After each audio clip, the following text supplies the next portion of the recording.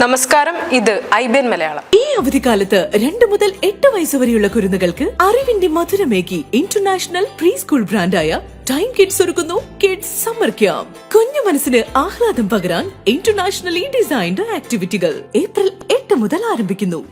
ജുഡീഷ്യറിയെ നിലയ്ക്ക് നിർത്തണം, അല്ലെങ്കിൽ നിയമവാഴ്ച അപകടത്തിലാകും. നിയമവാഴ്ച അപകടത്തിലായാൽ ജനാധിപത്യ സംവിധാനം തകരും. ഈ ആശങ്കയാണ് സുപ്രീം കോടതി ജനാധിപത്യ സംവിധാനത്തിനെതിരെ ആണവ മിസൈൽ ആക്രമണം നടത്തുന്നുവെന്ന ഗുരുതരമായ ആക്ഷേപം ഉന്നയിക്കാൻ ഉപരാഷ്ട്രപതി ജഗ്ദീപ് ധൻഖറെ പ്രേരിപ്പിച്ചത്.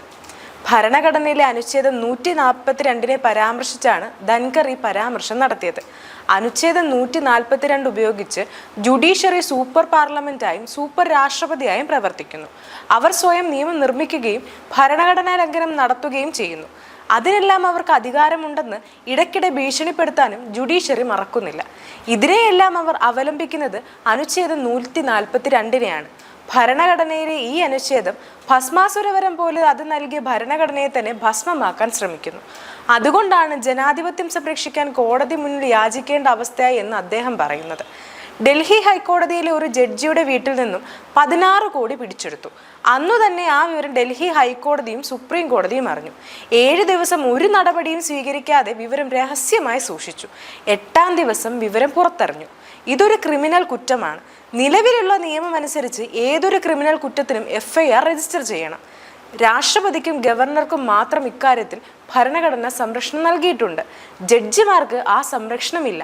16 കോടി എങ്ങനെയെല്ലാമോ സംഭരിച്ച് വീട്ടിൽ സൂക്ഷിച്ച ജഡ്ജി ഇപ്പോഴും സർവീസിൽ തുടരുന്നു. ഇത് ഏത് നിയമം അനുസരിച്ചാണ് എന്നതാണ് ഉപരാഷ്ട്രപതി ചോദിക്കുന്നത്. ഇത്തരമൊരു തീരുമാനമെടുക്കാൻ ഭരണഘടനയും നിയമങ്ങളും ജുഡീഷ്യറിയെ അധികാരപ്പെടുത്തിയിട്ടില്ല. സുപ്രീം കോടതി തീരുമാനിച്ചു. അതിലപ്പുറം ഒരു ന്യായീകരണവും ഇതിലില്ല. ഈ 16 കോടി രൂപ ഔദ്യോഗിക വസതിയിൽ ജഡ്ജി സൂക്ഷിച്ചത് ഔദ്യോഗിക വസതി നിയമവിരുദ്ധമായി പണം സൂക്ഷിക്കുന്നത് കുറ്റകരമാണ്. ഇക്കാര്യം അറിയാത്ത ആളല്ല ജഡ്ജി. ഇത്രയും പണം ജഡ്ജിക്ക് എങ്ങനെ കിട്ടി എന്ന് അന്വേഷിക്കണം. ആ അന്വേഷണം പോലീസിന്റെ ജോലിയാണ്. അതുകൊണ്ട് കോടതി അന്വേഷിക്കുമെന്ന് പറഞ്ഞാൽ അത് മുഖവിലക്കെടുക്കാനാകില്ല. ഇത്തരം അന്വേഷണം നടത്താനുള്ള ഒരു സംവിധാനവും കോടതിക്കില്ല.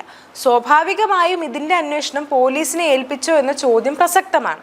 എന്നാൽ അക്കാര്യവും രഹസ്യമായി കോടതി സൂക്ഷിക്കുന്നു. കോടതിയുടെ ഈ നടപടി ജനങ്ങളിൽ സംശയം ഉയർത്തുന്നു എന്നാണ് ഉപരാഷ്ട്രപതി പറഞ്ഞതിന്റെ വൈഖ്യം. കോടതിയിൽ നിന്നും വിരമിച്ചതിന് ശേഷം ചില ജഡ്ജിമാർ, അവരിൽ ചീഫ് ജഡ്ജിമാരും ഉൾപ്പെടും, നിലവിലുള്ള ജുഡീഷ്യറിയിലെ ഒരു നിശ്ചിത ശതമാനം ജഡ്ജിമാർ അഴിമതിക്കാരാണ് എന്ന് പരസ്യമായി പറഞ്ഞിട്ടുമുണ്ട്.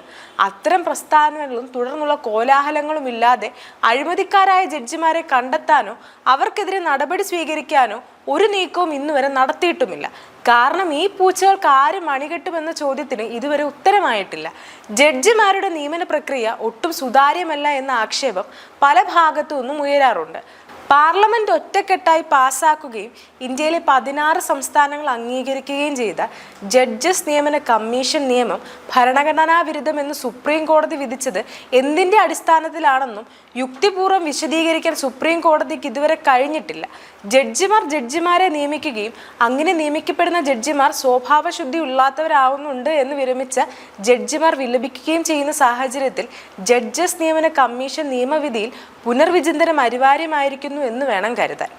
News desk IBN Malayalam.